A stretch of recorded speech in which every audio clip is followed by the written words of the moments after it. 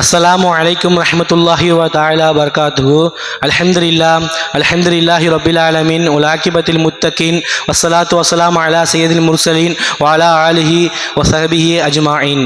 அம்மா பஅத் ஃபகத் ஸால அல்லாஹு தஆலா ஃபில் குர்ஆனில் அஸீம் ஃபில் குர்ஆனில் மஜீத் பஅத அஊது பில்லாஹி மினஷ் ஷைத்தானிர் ரஜீம். பிஸ்மில்லாஹிர் ரஹ்மானிர் ரஹீம். ரப்பனா இக்ஃபிர் லனா லி இஹ்வானில் லதீன சபகுனா பில் ஈமான். சதகல்லாஹுல் அலியுல் அலீம். வகால நபியுனா ஸல்லல்லாஹு அலைஹி வஸல்லம் மன் கதிப அலைய முத்தஅம்மிதன் ஃபல்யத்தபவ்வ மகாதஹு மினன் நார். எங்கும் வேகமாய் பரவியிருக்கும் வல்ல இறைவனை போற்றியும், இன்னும் குறிப்பாக அஹ்மது முஹம்மது ரசூலை கரீம் ஸல்லல்லாஹு அலைஹி வஸல்லம் அவர்களை போற்றியும், அவருடைய சத்திய மார்க்கத்தை சதைப்பெறாமல் பின்பற்றிய சத்திய சஹாபாக்கள், தாபீன்கள், தபா தாபீன்கள், வலிமார்கள், சோதாக்கள், நல்லோர்கள், வல்லோர்கள் அனைவரின் மீதும் அல்லாஹுடைய வற்றாத கருணை என்றென்றும் நீடு நிலவட்டுமாக. அன்புக்குரிய அல்லாஹுவின் நல்ல அடியார்களே, ஈசால் சவாப் என்றால் என்ன? ஈசால் சவாப் என்பது மார்க்கத்தில் உள்ளதா என்று நாம் பார்த்தோமேயானால், ஈசா சவாப் என்பது இறந்தவர்களுக்காக அவர்களுக்காக நன்மையை சேர்த்து வைப்பது. உதாரணமாக அவர்களுக்காக ஃபாத்தியா ஓதுவது, துவா செய்வது, அவர்களுக்காக யாசின் சூரா ஓதுவது, அவர்களுக்காக குர்ஆன் கத்தம் செய்வது, அவர்களுக்காக தானம் தர்மம் செய்வது, சதக்கா செய்வது, இது போன்ற நன்மைகளை அவர்களுக்கு எத்தி வைப்பதற்கு தான் மார்க்கத்தில் ஈசா சவாப் என்று சொல்லப்படும். இந்த ஈசால் சவாப் மார்க்கத்தில் உள்ளதா என்று பார்த்தோமேயானால் இருக்கிறது. இதற்கு அல்லாஹுவின் திருமறை வசனங்கள் ஏராளமான ஆதாரமாகவும், இன்னும் நபிகள் நாயகம் கண்மணி நாயகம் ஸல்லல்லாஹு அலைஹி வஸல்லம் அவர்களுடைய ஹதீஸ்கள் ஏராளமானதாகவும் இருக்கிறது. அப்படி இருக்கும் வகையில் இக்காலத்தில் இருக்கக்கூடிய சில நபர்கள் இதெல்லாம் விதாயத்து என்று கூறி வருகின்றார்கள். அல்லாஹ் தஆலா அவர்களுக்கும் நல்ல இதாயத்தை தருவானாக. ஆமீன். கண்மணி நாயகம் ஸல்லல்லாஹு அலைஹி வஸல்லம் அவர்களிடம் ஒரு பெண்மணி வருகின்றார். யா ரசூலுல்லாஹ், என் தாயார் ஹஜ் செய்வதாக நதிர் வச்சிருந்தார், அதாவது நேர்ச்சியை வைத்திருந்தார். அவர் அந்த ஹஜ் செய்யாமலே இறந்து விட்டார். யா ரசூலுல்லாஹ், அவர்களுக்காக நான் அந்த ஹஜ்ஜை செய்து அந்த நன்மையை என் தாயாருக்கு எற்றி வைக்க நாடினேன் யா ரசூலுல்லாஹ் என்று கேட்டபொழுது கண்மணி நாயகம் ஸல்லல்லாஹு அலைஹி வஸல்லம் அவர்கள், நீங்கள் ஹஜ் செய்யுங்கள், அந்த ஹஜ்ஜுடைய நன்மையை உங்கள் தாயாருக்கு எத்தி வையுங்கள் என்று அன்று அனுமதி தந்தார்கள்.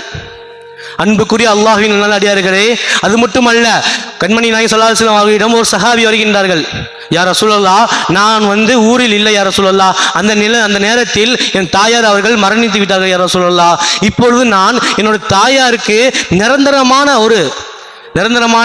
ஒரு தர்மம் செய்ய நடிகிறேன் யா ரசூலுல்லாஹ் என்று கேட்ட பொழுது கண்மணி நாயகம் ஸல்லல்லாஹு அலைஹி வஸல்லம் அவர்கள் கூறினார்கள், உங்களிடம் இருக்கிறதா கிணறு, அந்த கிணற்றை ஊரில் உள்ள மக்களுக்கு தர்மம் செய்து விடுங்கள், அதனுடைய நன்மையை அல்லாஹ் தஆலா நாள் மறுமையில் மழையை போன்று அடைய செய்கின்றான் என்று கண்மணி நாயகம் ஸல்லல்லாஹு அலைஹி வஸல்லம் அவர்கள் கூறினார்கள்.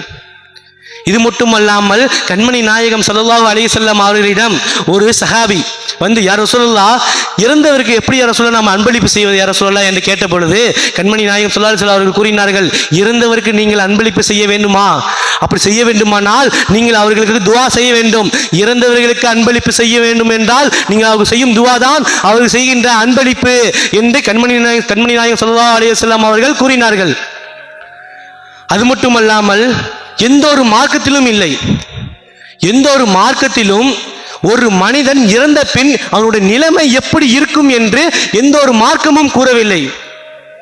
ஆனால் நம்முடைய இஸ்லாம் மார்க்கம் மட்டும்தான் இறந்த பின் ஒரு மனிதனுடைய நிலைமை எப்படி இருக்கும் என்று அழகாக கூறுகிறது. கண்மணி நாயகம் ஸல்லல்லாஹு அலைஹி வஸல்லம் அவர்கள் கூறுகின்றார்கள் அல்லவா, அவர்கள் எப்படி இருப்பார்கள் என்று சொன்னால், நீரில் மூழ்கியவரை போன்று இருப்பார், அப்படி என்று கண்மணி நாயகம் ஸல்லல்லாஹு அலைஹி வஸல்லம் கூறுகின்றார்கள். அதாவது இப்போ உதாரணமாக நான் ஒன்று சொல்கின்றேன். கண்மணி நாயகம் ஸல்லல்லாஹு அலைஹி வஸல்லம் சொன்னதை உதாரணமாக வச்சு சொல்கின்றேன்.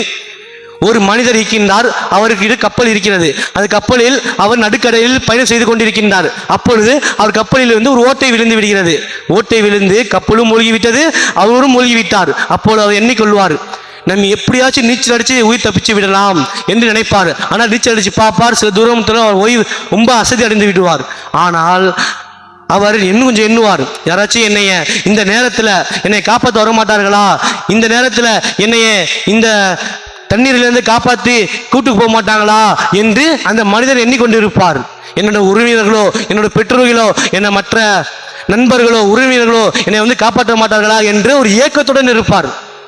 இதே போன்றுதான் இறந்த பின் ஒரு மனிதன் எனக்கு யாராவது துவா செய்ய மாட்டார்களா, எனக்கு யாராவது நன்மை சேர்க்க மாட்டார்களா, எனக்கு யாராவது சதக்கா ஜக்காத்து இது போன்ற நல்ல அமல்களை செய்ய மாட்டார்களா, அதனுடைய நன்மை எனக்கு தர மாட்டார்களா என்று மிக ஏக்கத்துடன் இயங்கிக் கொண்டிருப்பார். அப்படிப்பட்ட ஒரு மனிதர் இறந்த ஒரு மனிதர் இருப்பாராம்.